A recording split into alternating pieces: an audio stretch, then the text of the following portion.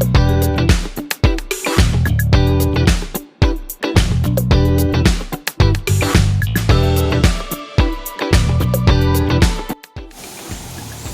everyone! Welcome po ulit sa aking YouTube channel, Quezon Province Realty TV. Okay, it's me again, Miss Geraldine Villarasa.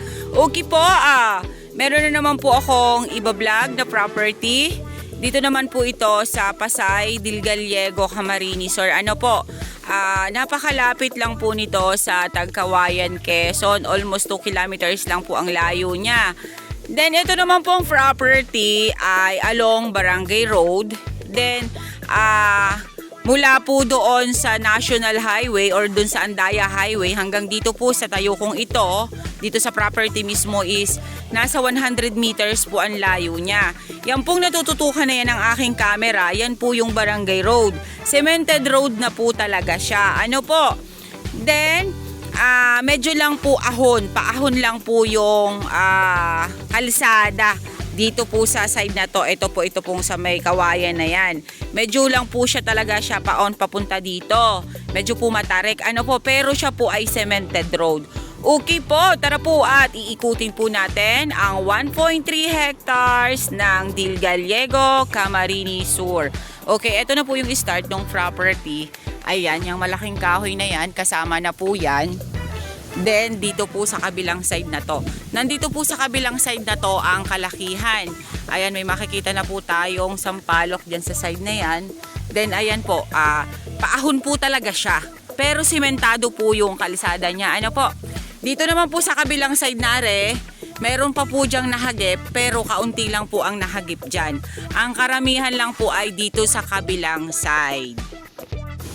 Okay po, ayan. Medyo po mataas ng konti diyan. Yung level niya po sa kalsada is medyo po mataas. Ano po? Ayan, ahon pa rin po ito. Itong side na Pupunta po tayo doon sa medyo pwedeng daanan na flat.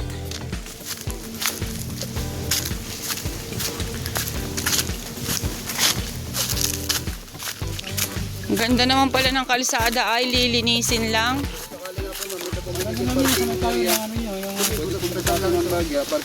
Oo. Ito na po yung kanina po pinag-umpisahanan ko ng vlog hanggang dito po sa Tayokong ito. Ayan, property pa po siya. Ito po yung medyo pantayin, papunta po dito sa loob. Okay po. Ayan. Napakarami niya pong nyog. Pero ang property po is patalibis. Ayan. Then, ang dami po ditong Indian mango sa side na ito. Then, ang nyug niya po ay, ayan, mga takaran. Kasagsagan pa po silang namumunga. Ano po? Okay. Ayan po yung kabila pa pong yan. Opo, dun po tayo sa may malinis tayo. Sige lang po, sige lang po. Mauna na po kayo at dito lang po muna ako sa kabilang side na Ayan. Ito po ang property. Nandito po sa kabila yung kalakihan. Ano po? Buti na lang nakapagpantalon. Kung hindi, sugat-sugat na naman ang paa ko na Ayan, napakarami po niyang mangga dito sa side na Ayan, talaga po siyang patalibis pero napakalinis po dun sa baba. Ayan, napaka-productive po ng property. Ano po? Ayan po siya,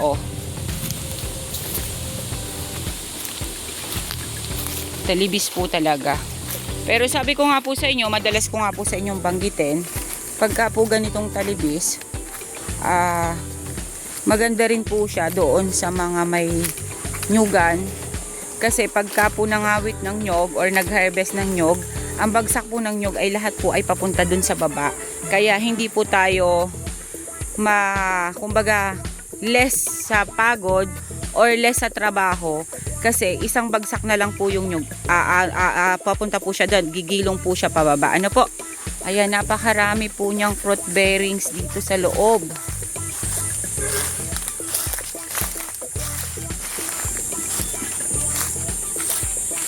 Ayan po, napakadami pong nyug. Wala po akong masabi sa nyug. Kung nyug po ang pag-uusapan at pagiging productive ng isang area, the best po itong area na to. Ayan po siya.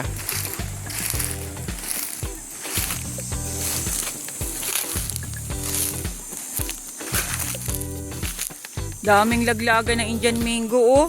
Hindi na nila iniintindi. Ayan po.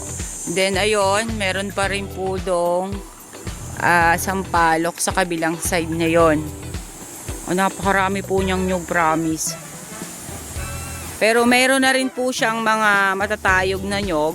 Pero yung matatayog po niyang nyog is marami pa rin po siyang mamunga. Ano po? Ayan po siya. Malinis po yung nyugan niya. Yun po yung kagandahan nito.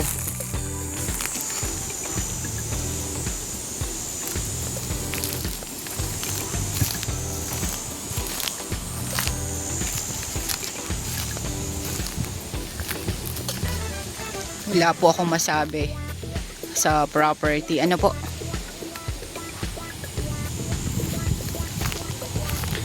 Pero ito po ay 1.3 hectares lang. Kumbaga po ay small cut lang po ito. Dun lang po sa naghahanap ng maliit na area. At yun lang pong bahay bakasyonan lang yung gusto nila, pahingahan. Ayan, ito na po yung the best para sa inyo. Pinakang maliit na po na area to. Ayan, tapos productive pa po yung property. Ano po, ayan. Medyo po matatayog na po yung nyug dito sa loob. Ayan, daming mangga, oh. Ang daming mangga. Ano yung laglag na yan? Pwede pa yung kainin? Aray, natusok na yung aking paa. Napakarami po niyang nyug talaga, oh. Wala po akong masabi sa nyug niya. Talagang productive po siya. Then ang kagandahan nga po nito, ayan, oh, dinig na dinig ko po dito sa loob ng property yung mga sasakyan na galing sa National Highway or sa Andaya Highway. Ang laki ng puno po ng mangga, oh. Manggang kalabaw po ito kung tawagin dito sa amin sa Quezon.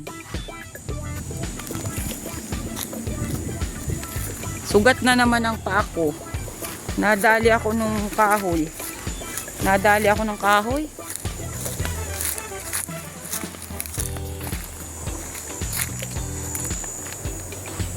Nakakailan kayo dito, tatay, na kopras?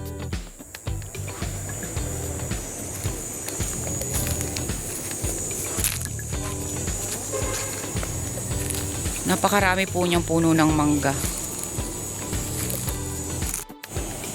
Okay po, dito po sa area ay may sapa, pero natutuyo po yung sapa niya.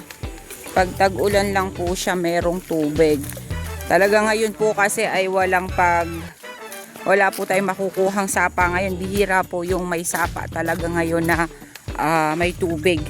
Sa sobra pong sagting ng init, talaga naiiga po ang mga sapa ngayon. Hindi po kagaya dun sa ibang mga property na binablog ko or nabibenta ko na kahit tag-init, kahit sagting yung init, ay yung pong sapa niya ay hindi po naiiga. Ano po, ayan, may avocado po dito sa side na are. Then ito yung tinatawag namin na balimbing nung kami ay bata pa. Ayan, ang bunga po niya ay yung ganito, oh. Ayan, pupulot po tayo. Ayan, ito po yung bunga niya. Tawag po nito sa amin dito sa Quezon ay balimbing.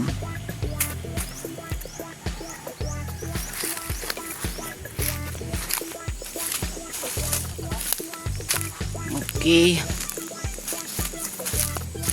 Konting pasada pa po.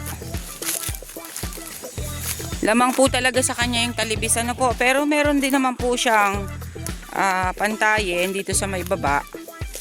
Then dun po sa may taas, mayroon din pong kaunti dun na pantayin. Then almost po sa kanya ay dahilig. Ayan, ito po ang pantay. sa side na are. Ay ko.